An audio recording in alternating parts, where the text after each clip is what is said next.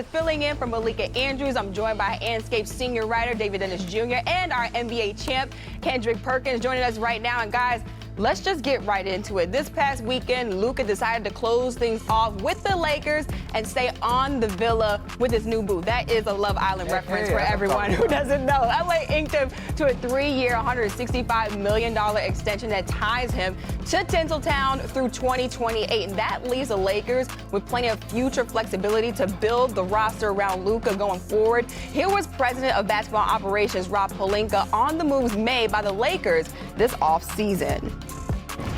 We like the upgrades we're able to make to the roster, but by no means are we going to be satisfied. I think every year we're on an infinite cycle to try to improve this team and win championships, and we'll stay committed to that work. All right, now welcome in our front office insider Bobby Marks and senior writer Tim Bontemps. And you guys put out a great piece on espn.com on what's next for the Lakers after Luka's extension. So Tim, I want to start with you. Now that they have clarity on Luka's future, what are the Lakers looking forward to right now? Well, as Rob Pelinka just said in that clip there, I mean, the goal for the Lakers every year is to try to win a title. And last year, they obviously lost in the first round in 5 games to the Minnesota Timberwolves, who went on to lose in 5 games in the Western Conference Finals to the Oklahoma City Thunder, who went on to win the title. So to get to be a championship team, the Lakers have a lot of work to do. Now, if you want to look at how are you going to build around Luka Doncic, go look at what Dallas did, right? You had a bunch of big two-way wings, some rim-running centers with him. That is a formula that's led to a lot of wins for Luka Doncic in the past. However, every team in the league is looking for two-way big wings that can shoot. So getting them with limited draft picks going forward and salary cap space going forward is going to be a problem. We obviously have the LeBron James question that's hanging over the Lakers. We'll see what happens with him over the next year. He could obviously be an unrestricted free agent next summer. And another fascinating unrestricted free agent next summer is Austin Reeves, who's on a below-market contract right now that the Lakers cannot extend him on. People I talked to around the league for this story thought he'd be making $30 million or more next year. That's a huge raise from where he's at now. And if you pay Austin Reeves that kind of number, you're signing him up to be the Jaylen Brunson or the Kyrie Irving alongside Luka Doncic going forward, which is a big question the Lakers are going to have to answer. Is he the right guy to pair with Luka Doncic going forward? So a lot of questions for this roster, one that obviously has some work to do to get where they want to go. And Rob Pelinka has his hands full trying to get this Lakers roster to a championship caliber level in a Western Conference led by the Thunder and the Rockets and all these other contenders up and down the lineup. Yeah, we'll keep an eye on the Reeves situation also. But what everyone wants to know is what's next for LeBron James. Perk, I see you right there. Would you got something for me? I do, because yes, Luka signed the extension, right, and he's going to be there for a while, but he also expressed that he wants to win the championship with the Lakers organization, and the key word that he put in there is that he wants to win now. So I'm going to talk about the now, and when you talk about this Laker team, their biggest issue last year and why they had a first-round exit is, one, guys were playing out of position. So you had a LeBron James playing in the center. They addressed that issue with a young DeAndre Ayton, who showed us when he's competing and playing for something under the right leadership, he could help be a center that go to the NBA Finals. He done it with the Suns.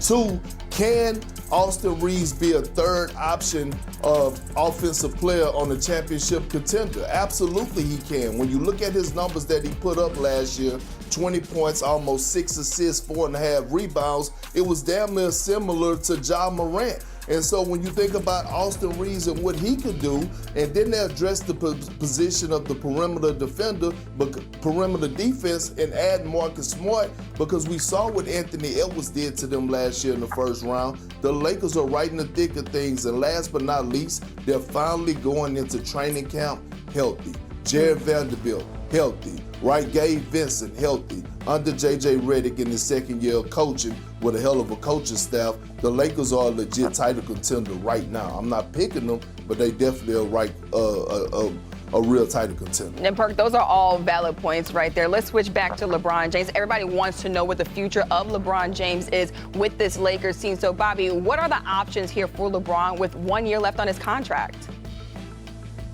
I mean, this is an unprecedented situation here, and I'll kind of set the stage for you. Here we have a 40-year-old LeBron James who continues to play at an all-NBA level, and the only thing that's guaranteed is that he's going to be an unrestricted free agent next year, and that's because he opted into that contract here. I think when you look at it from the Lakers' perspective, it's ironic. They're a team that's going to have $50 million in cap space next offseason, but guess what?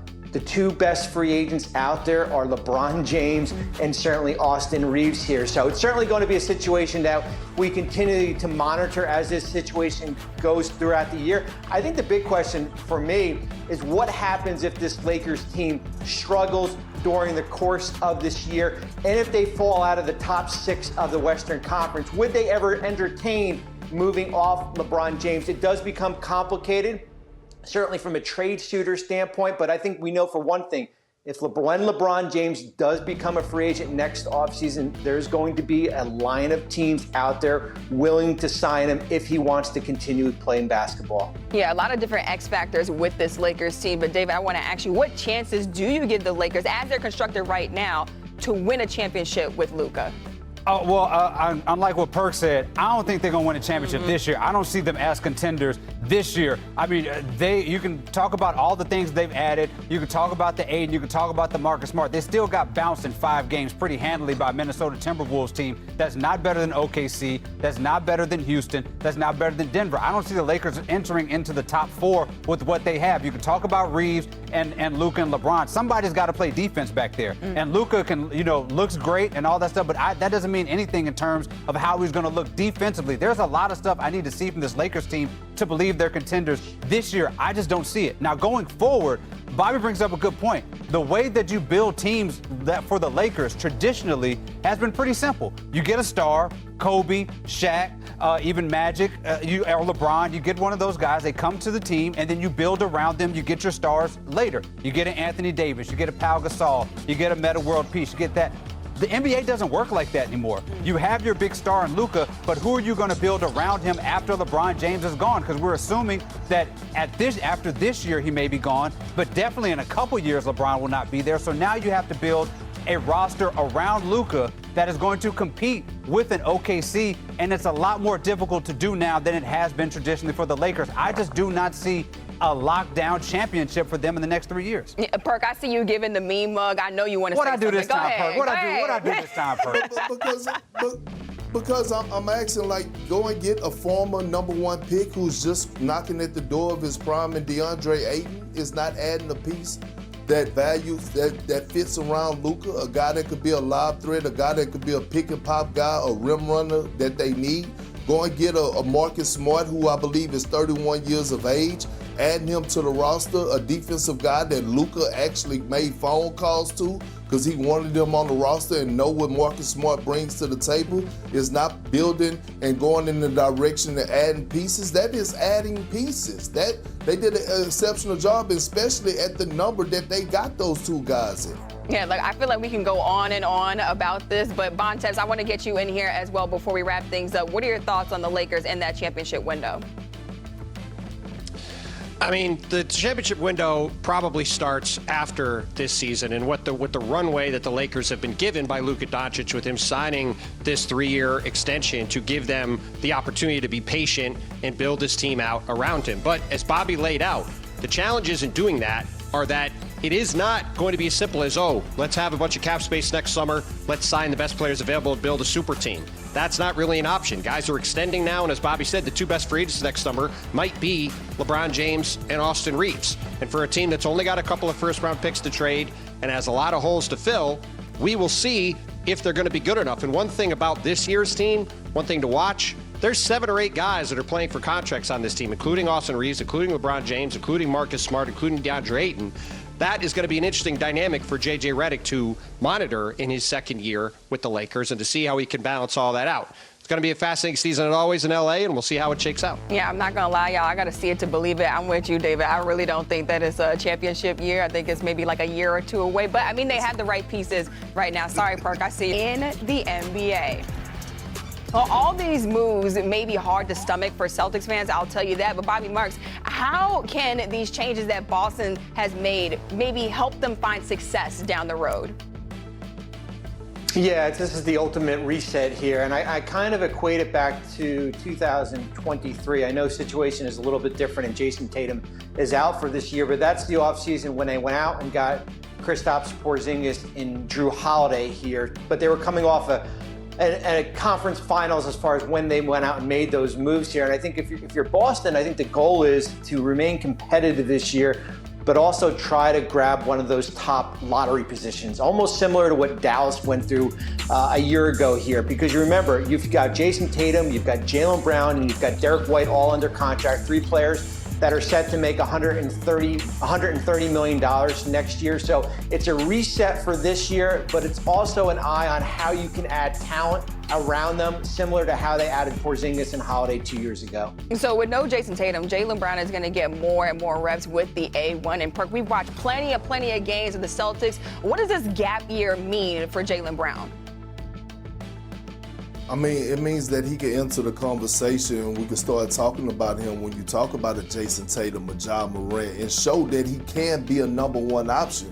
I believe this is a moment for JB to go out there and show that he could be a 28 point per game score, 28 point per game score to 30 point per game score. And I believe he's ready for the mission. We know vocally he's a leader, but go out there this season in the full 82 games and display it on the floor. Also, look, I wouldn't just count this Celtic team out and think that they're going to be in the lottery. I believe this team is going to make the playoffs and through the play-in tournament. We have to remember over the last 3 seasons, their home record, which has been the best in the NBA, has been 97-23 over the last. So you take a Peyton Pritchard, Sam Hauser, a Joe Mazzulla who feeds off of adversity, and you get this Celtic ball club that's going to be hungry and doubted. They're going to be right there in the thick of things in the Eastern Conference. Yeah, Perk makes some good points right there. But with Jaylen Brown on the floor, David, all eyes are going to be on him offensively. What do you expect to see from him in this gap year? Yeah, I think this can be a real star-making year for Jaylen Brown. We talk about in the way similar to a few years ago, if you recall, with the Pacers, with Paul George, when Danny Granger went out, Paul George really made that leap to be a star.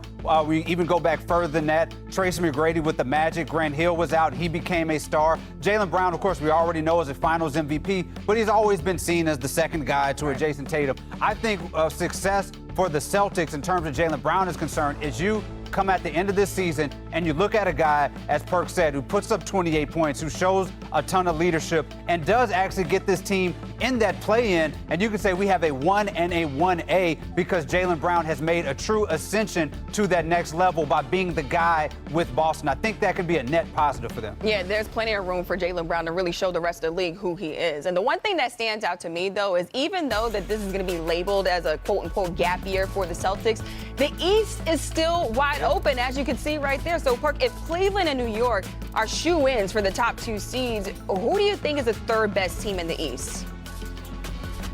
It's the Atlanta Hawks, the team that, stay getting disrespected, or should I say the superstar type player that gets disrespected in Trae Young. I'm looking at the pieces that they added around him. He already had elite wing defenders, but you go get Alexander Walker in free agency from Minnesota. You pick up Kristaps Porzingis, who I believe is going to complement Trae Young well, especially in the pick and roll. Jalen Johnson is going to be back. We forget, before Jalen Johnson got injured, one could argue that he was in the conversation of possibly getting a nod of being in the All-Star game, like being a first-time All-Star. So when I look at this Hawks team that is coached by Quinn Snyder, I'm looking at them to make some real noise and be a real threat in the Eastern Conference this year.